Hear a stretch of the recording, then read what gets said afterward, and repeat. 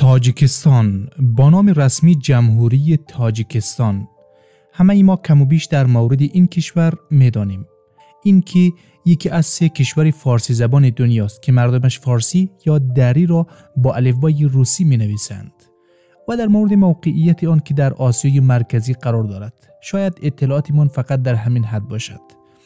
در این ویدیو سعی کرده ایم بیشتر در مورد این کشور بفهمیم، در مورد تاریخ این کشور از اول، آن زمان که جزئی از آریانای بزرگ بود، تا دوران معاصر که این کشور زیر پرچم شوروی سابق رفت و داستان استقلال این کشور و شروع جنگ‌های داخلی و خلاصه نه تمام ولی بیشتر اتفاقات مهم این کشور را در این ویدیو با هم مرور خواهیم کرد و در آخر خواهیم فهمید که این کشور چی تاریخ پرفراز و نشیبی داشته و چی بلاهایی را پشت سر گذاشته تا به اینجا رسیده است. روی نقشه این کشور در اینجا قرار دارد.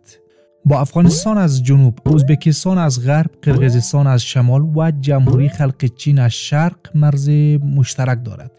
یک کشور کوهستانی و محصور به خشکه اما سرسبز و با بارندگی فراوان که میتواند صادر کننده برق و آب به دیگر کشورها باشد.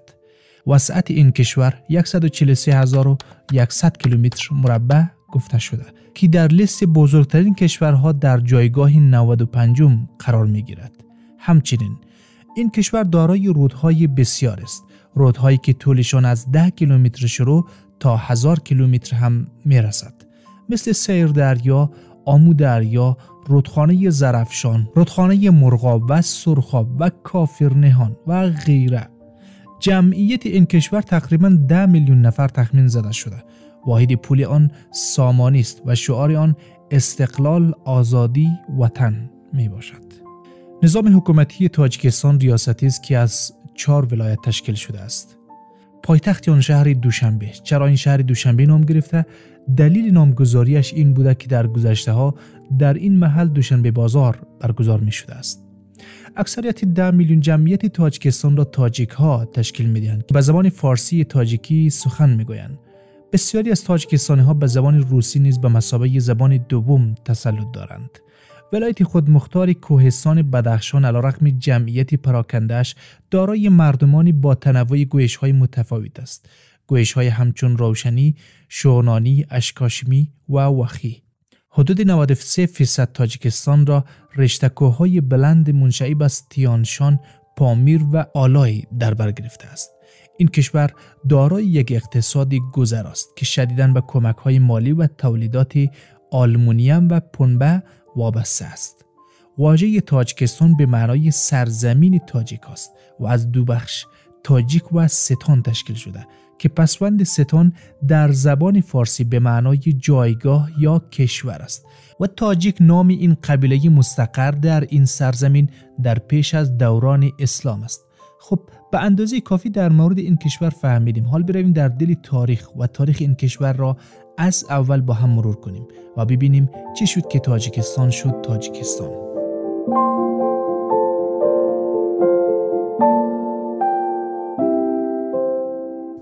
لطفاً قبل از تماشای ادامه ویدیو برای حمایت از ما ویدیو را لایک و کانال ما را سابسکرایب کنید. دوران پیش از اسلام. قبل از دوره باستان، یعنی قبل از اینکه خط و کتابت به وجود بیاید و آدم‌ها موفق به ثبت تاریخ شوند، زمین شاهد گونه‌های مختلف انسان و تمدن‌های دیگری بود که اطلاعات زیادی از آنها در اختیار ما نیست، بجز ابزارهای سنگی و فلزی که چیزی زیادی در مورد آنها به ما نمیگوید. از این دوره طولانی هم آثاری در مناطق مختلف تاجیکستان پیدا شده است. قدیمی‌ترین آثاری به دست آمده در تاجیکستان از مغازه شخته در پامیر شرقی یافت شده که مربوط به دوره میانسنگی‌اند و همچنین باقی مانده قدیمی‌ترین خانه‌ها در جلگه‌های جنوبی تاجیکستان کشف شده است که مربوط به دوره نوسنگی‌اند. همچنین تعداد زیادی از زیستگاه‌های گروه‌های انسانی همراه با ابزارها و وسایل آنها مربوط به عصر برنز در قراقم کشف شده است. آثار عصری آهن به خصوص در پامیر خیلی زیاد پیدا شده که گفته می شود بیشترشان مربوط به قبایل کوچنده سکایی است. اما در دوره تاریخی تا زمان ورود اسلام به تاجیکستان، قلمرو فعلی تاجیکستان زیر پرچم دولت‌های بلخ در جنوب و سوغد در شمال اداره می‌شد که به وسیله رشته کوه‌هایی که امروزه ترکستان خوانده می‌شوند از یکدیگر جدا می‌شدند.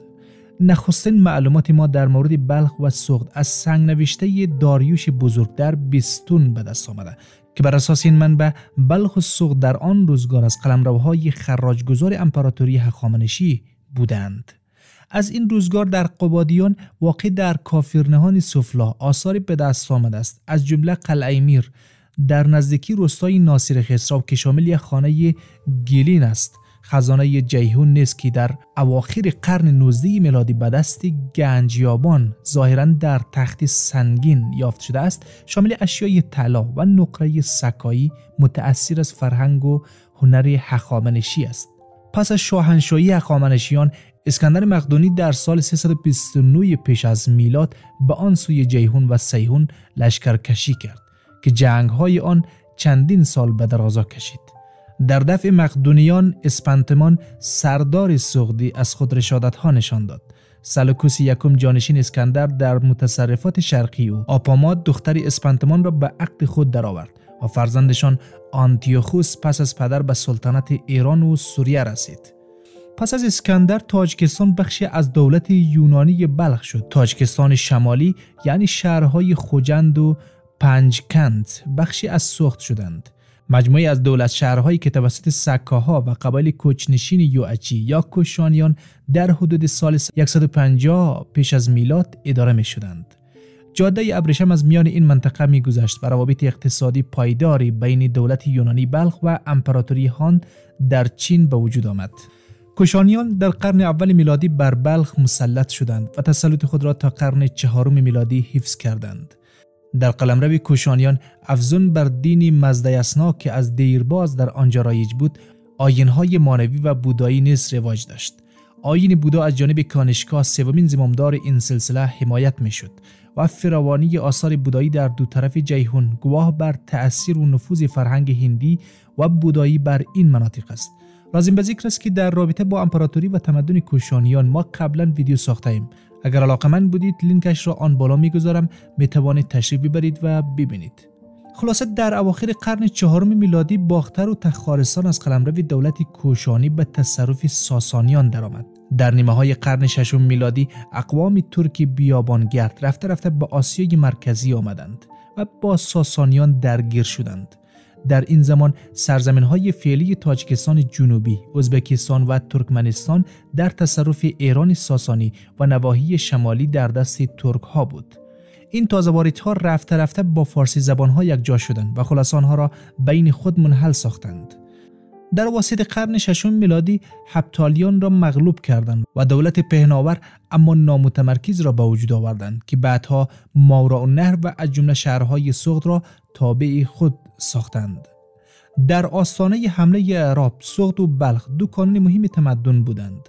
سوغد بیشتر به تجارت و صنعتگری و بلخ بیشتر به زراعت گرایش داشت و این وضعیت تا امروز نیز در شمال و جنوب تاجیکستان دیده می شود. با فراخور گذران متفاوت، اوضاع اجتماعی دو سرزمین نیز تفاوت داشت. بلخ همانند باختر فلات ایران از قدیم دارای دولت بزرگ و متمرکز بود که عواید آن از دهقانان صاحب ملک تأمین می شد. بزرگ مالکان یا مالکان بزرگ در کوشک‌های جداگانه زندگی می کردند که اطرافشان کشتزارها و روستاها حلقه می زد. اما سوغدیان بیشتر شهرنشین بودند و هر شهر دولت مستقل به شمار می آمد. فرهنگ غالب در سوغد بیشتر دنیوی و در بلخ بیشتر دینی بود. آنچه بر دوره باستانی سوغد و بلخ نقطه پایان گذاشت، فتوحات عرب در مرو، تخارستان، خوارزم و جزء آنها بود که قرن به درازا کشید و با شکست سپاهیان چینی در سال 751 میلادی و پس از تسلط عرب بر سراسر ماوراءالنهر مسلم شد.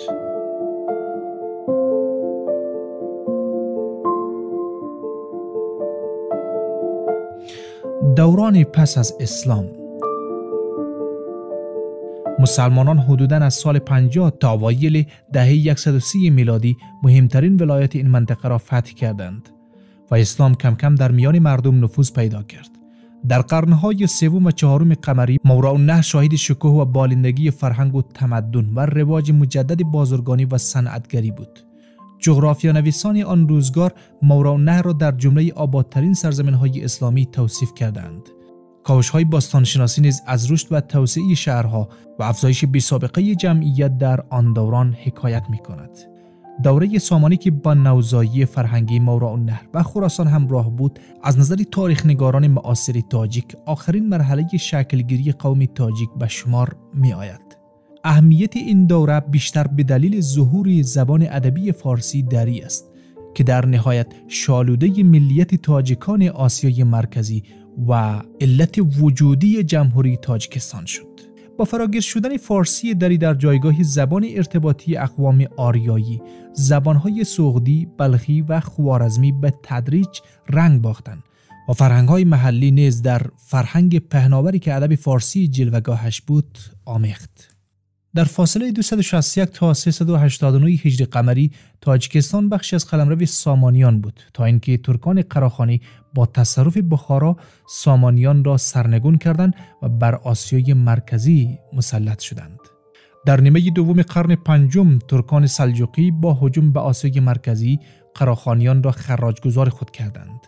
سلطان محمد خوارزمشاه در 609 قمری قراخانیان را سرنگون کرد. مهاجرت ترکان از جانب شمال باعث شد که پس از سامانیان و غزنویان ماوراءالنهر به تصرف دودمانهای ترک درآید که خودشان در آخر مغلوب حمله مغول‌ها شد. با ورود مغول‌ها به آسیای مرکزی دولت خوارزمشاهیان از بین رفت. در حمله مغول به فرغانه تیمورملک حاکم خوجند تسلیم نشد و در برابر مغول‌ها از خود مقاومت نشان داد. تیمورملک را شاعران و نویسندگان معاصر تاجیک در مقام قهرمان ملی ستوده‌اند و بارها موضوع آفرینش‌های ادبی قرار داده‌اند. از آن پس تا 150 سال بعد قبایل مختلفی از جمله جغتایی‌ها یا چغتایی‌ها بر آسیای مرکزی مسلط بودند تا اینکه تیمور در 771 قمری دولت مستقل خود را در این منطقه تأسیس کرد و از جمله تاجیکستان فعلی را به تصرف درآورد. دوره تیموریان از دوره‌های رونق اقتصادی و مدنی ماوراءالنهر است. در این دوره امارت‌های عظیم و باشکوهی بنا شد که مخصوصاً سمرقند شهر جهانی خود را مدیون آنهاست. اما در تاجیکستان نیز آثار فراوانی از عصر تیموری بر جای مانده است که از نظر تاریخ معماری دامنه‌اش تا دوره شیبانیان کشیده می شود و عموماً تابع سبک معماری سمرقندی است. از آن جمله بارگاه امیر سیدعلی همدانی، پیشوای بزرگ تصوف در قرن هشتم قمری در کولاب. از دیگر آثار کولاب مقبره یار محمد ولی در روستای بخارک و مسجد و مقبره شاه خاموش در لنگرکلان است. مسجد و مزار مولانا یعقوب چرخی در نزدیکی شهر دوشنبه و مقبره منسوب به عبدالقادر گیلانی نیز بر رونق بازار تصوف در آن روزگار گواه است. مجموعه موسوم به شیخ مصلح الدین دارای بناهایی از سده‌های 6 الی 13 قمری و دیدنی ترین یادگار شهر خوجند است. نمازگاه‌های نوگلیم و عبدالله خان در اسفره و مسجد کوک گنبد و مزار بابا تقا نیز از آثار سده‌های 8 الی 10 قمری به شمار می آید.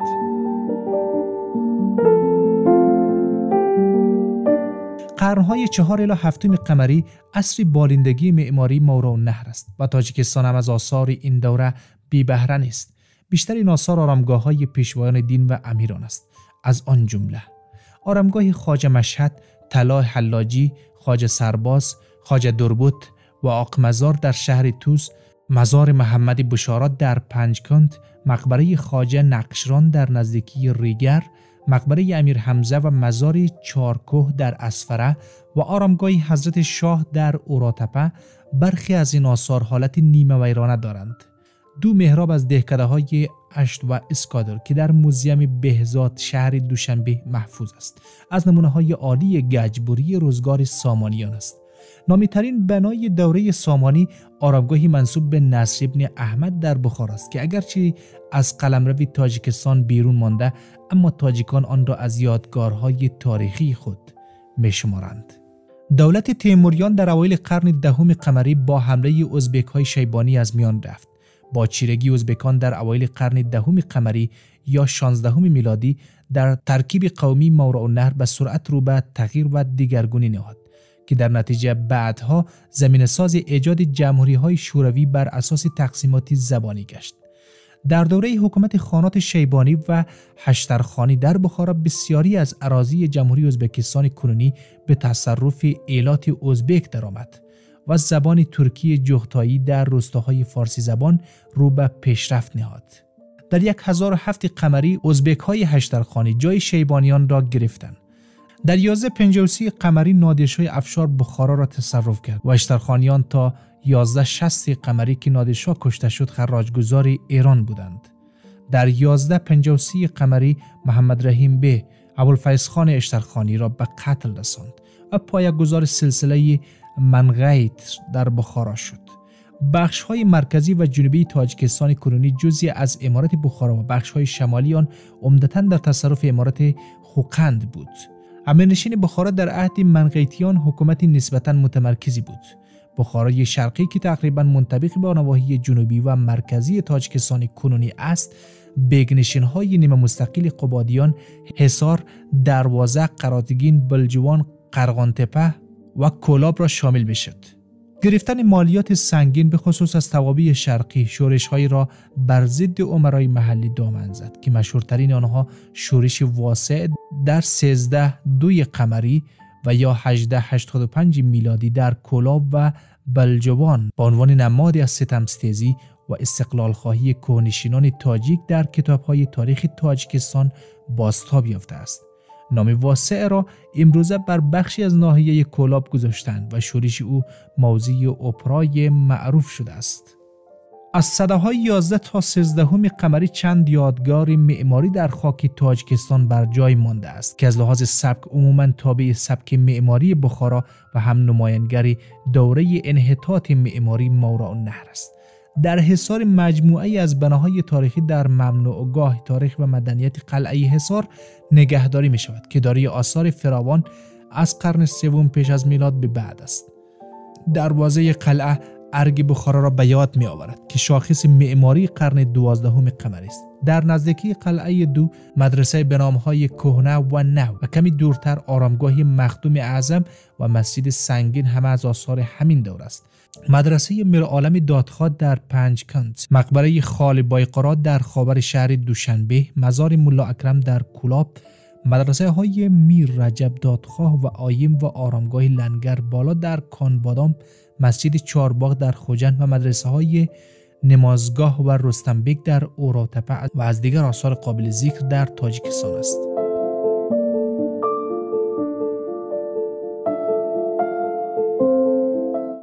تاجیکستان در امپراتوری روسیه در 1866 میلادی روس‌ها خوجند و اوراتپه و قلعه نو و در 1868 میلادی بخش اولیای رودی زرافشان از جمله پنجکند را گرفتند. در 1869 میلادی امیر بخارا حصار و کولاب را به قلمرو خود ضمیمه کرد. بدین ترتیب شمال تاجیکستان به روسیه تزاری و جنوب آن به امارت بخارا ملحق شد و در 1892 میلادی نیروهای روسی وارد پامیر شرقی شدند.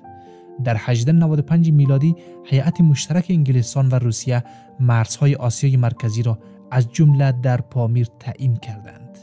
در 1916 میلادی مردم آسیای مرکزی از جمله اهالی خوجند و دیگر بخش‌های تاجیکستان شمالی به دلیل فرمان تزار روسیه برای سربازگیری در مقابل او شورش کردند.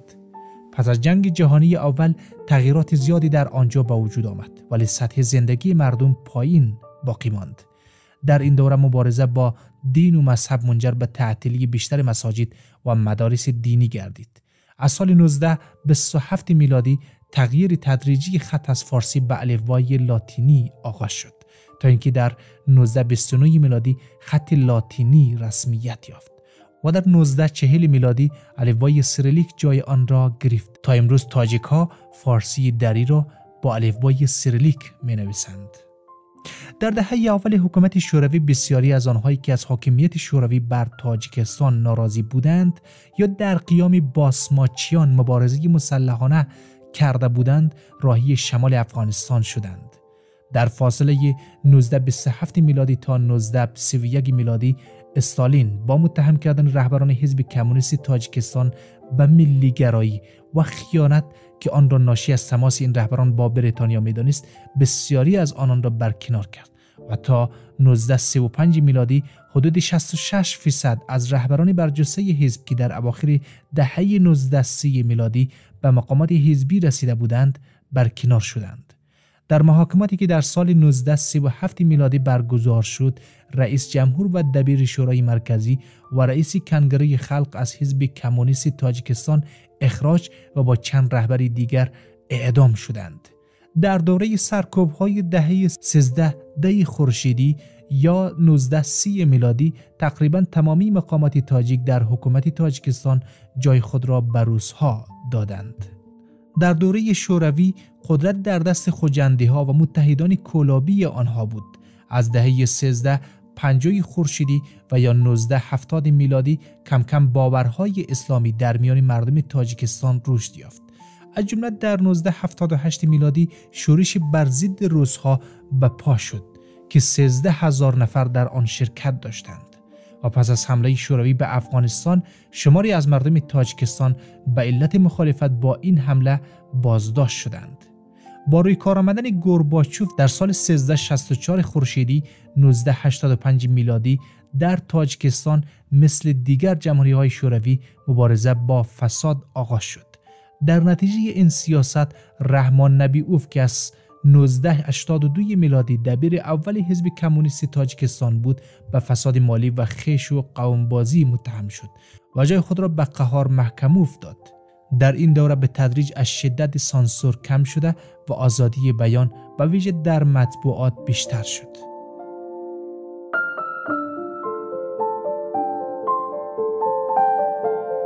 استقلال تاجیکستان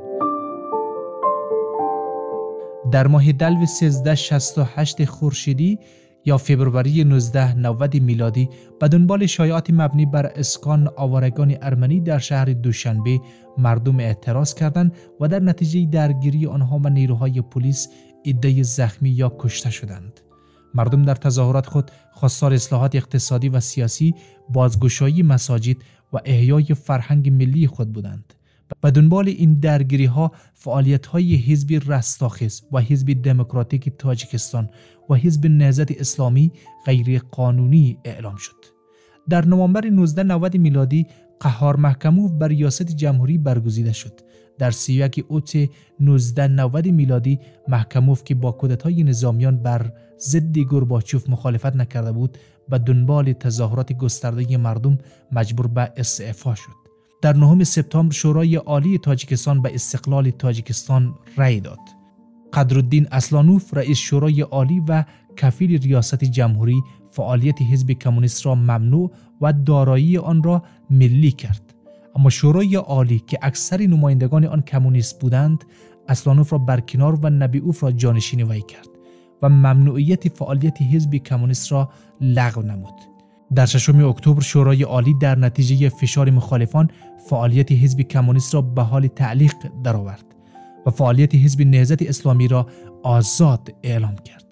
نبیوف بلافاصله پس از آن از کفالت ریاست جمهوری استعفا کرد تا زمینه برگزاری انتخابات فراهم شود. انتخابات ریاست جمهوری سرانجام در 24 نوامبر 1991 میلادی برگزار و نبیوف با 58% آرا رئیس جمهور شد. رقیب اصلی وی دولت خدانظروف که از پشتیبانی احزاب اصلی مخالف کمونیست های پیشین برخوردار بود 34% آرا را به دست آورد، هرچند که مخالفان صحت برگزاری انتخابات را رد کردند. در ماه بعدش تاجیکستان به عضویت جامعه کشورهای مستقل مشترک المنافع درآمد. نبیوف بار دیگر در 4 ژانویه 1992 میلادی به حزب کمونیست تاجیکستان اجازه فعالیت داد. در مارچ 1992 میلادی در دوشنبه در اعتراض به برکناری نوجوانوف از اهالی بدخشان از وزارت کشور تظاهرات ضد حکومتی آغاز شد. در اپریل 1992 میلادی به دنبال دستگیری مقصود اکراموف شهردار دوشنبه که اجازه نصب مجسمه فردوسی به جای مجسمه لنین را داده بود تظاهرات مردم شدت بیشتری گرفت. مخالفان حکومتی تقریباً 2 ماه در مرکز دوشنبه ماندند. حکومت نیز با آوردن هواداران خود از کولا و خوجند که از دوره شوروی حامی حزب کمونیست بودند، تظاهرات در دوشنبه ترتیب داد. پس از 51 روز از شروع تظاهرات و کشته شدن حدود 150 تن، مذاکرات مخالفان با نبیوف به نتیجه رسید و حکومت مصالحه ملی در 11 مه 1992 میلادی تشکیل شد که از 24 وزیر آن 8 وزیر از احزاب مخالف بودند. پس از این مصالحت درگیری در دوشنبه خاتمه یافت، ولی در همان ماه نیروهای کلابی طرفدار کمونیسم ضمن مخالفت با حکومت مصالحه ملی و خلع سلاح خود با هواداران احزاب اسلامی و دموکراتیک در آن منطقه درگیر شدند.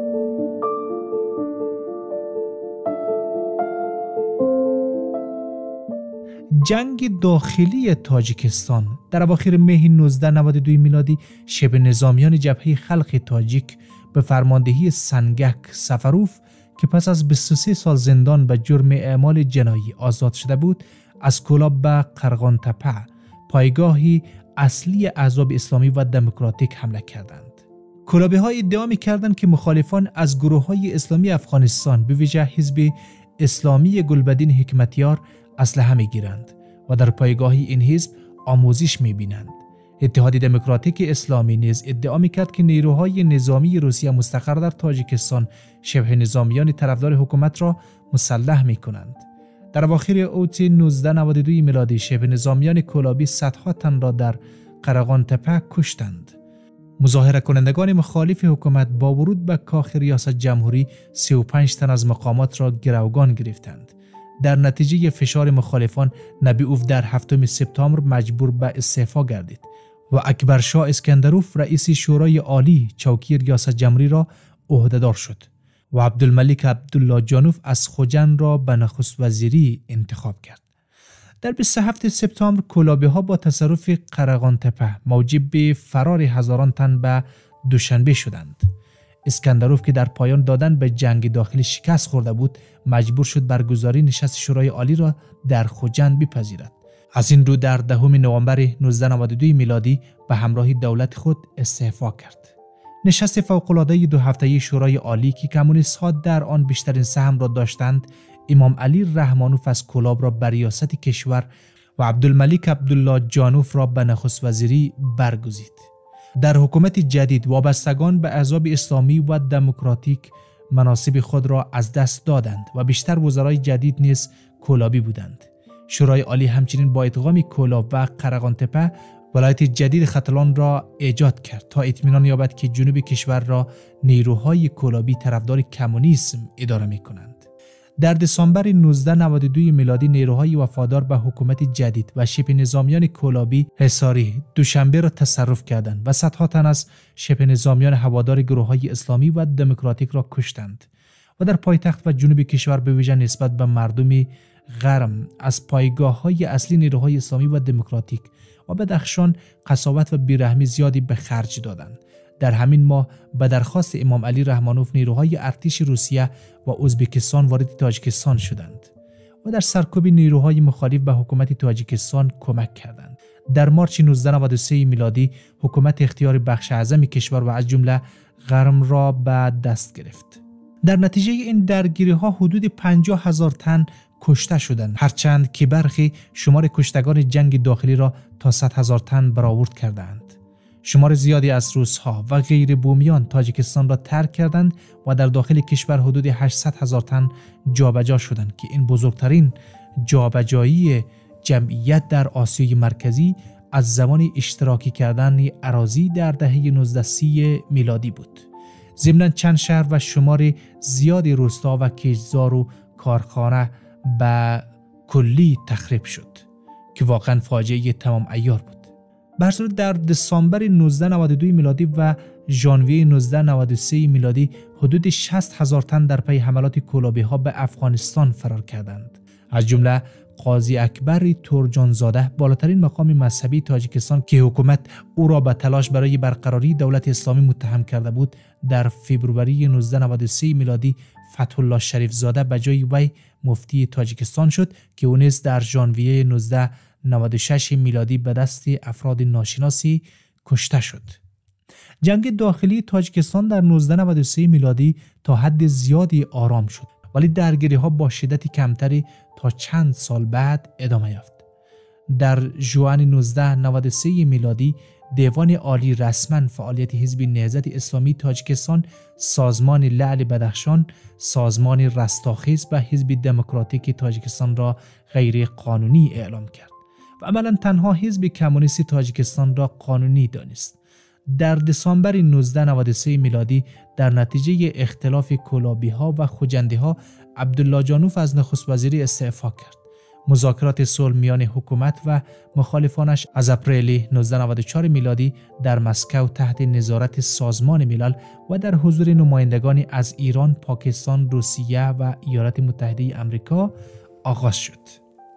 در انتخابات ریاست جمهوری در 6 نوامبر 1994 رحمانوف با 58% آرا بر تنها رقیب خود عبدالله جانوف که 35% آرا را کسب کرده بود پیروز شد. در همین انتخابات 90% رای دهندگان قانون اساسی جدید را تایید کردند. پس از مذاکرات طولانی نمایندگان حکومت با مخالفان آن در مسکو، کابل، آلماتا، اشقاباد، بیشکک، مشهد و تهران سرانجام سید عبدالله نوری رهبر حزب نهضت اسلامی و امام علی رحمانوف سازشنامه عمومی استقرار صلح و سازگاری ملی را در 27 ژوئن 1997 میلادی در مسکو امضا کردند و رسما به جنگ داخلی 5 ساله پایان دادند.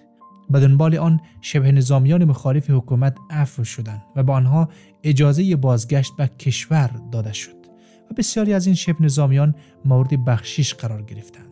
در اوایل نوامبر 1998 میلادی نیروهای فرمانده شورشی ارتش محمود خدای بردئوف به خوجند حمله کردند. 5 روز نبرد شدید میان نیروهای او و سربازان حکومتی در گرفت. پس از سرکوبی تهاجم خدای بردئوف به ازبکستان فرار کرد.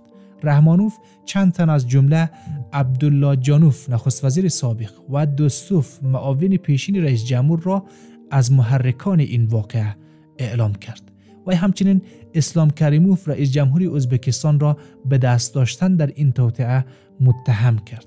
این وقایع به تیرگی روابط دو کشور انجامید. در اواخر سال 1999 میلادی مجلس عالی به طرحهای رحمانوف مبنی بر اصلاحاتی در قانون اساسی رأی داد. این اصلاحات که شامل تمدید دوره ریاست جمهوری از 5 به 7 سال و قانونی کردن احزاب سیاسی و مذهبی میشد، در همه‌پرسی 26 سپتامبر 1999 میلادی به تایید مردم رسید. در انتخابات ریاست جمهوری در 6 نوامبر 1999 میلادی رحمانوف در رقابت با تنها رقیبش دولت عثمان به پیروزی دست یافت و ایشان از 1994 میلادی تا به حال رئیس جمهوری تاجیکستان است و مردم او را به عنوان بنیانگذار وحدت و صلح در این کشور میشناسند. در حال حاضر تاجیکستان جزء کشورهای امن جهان است و مردم آن در صلح و آرامش کنار هم زندگی میکنند. این بود تمام داستان تاجیکستان. سپاس از شما همراهان گرامی که تا آخر ویدیو ما را همراهی کردید. وقتتان خوش. خدا نگهدارتان.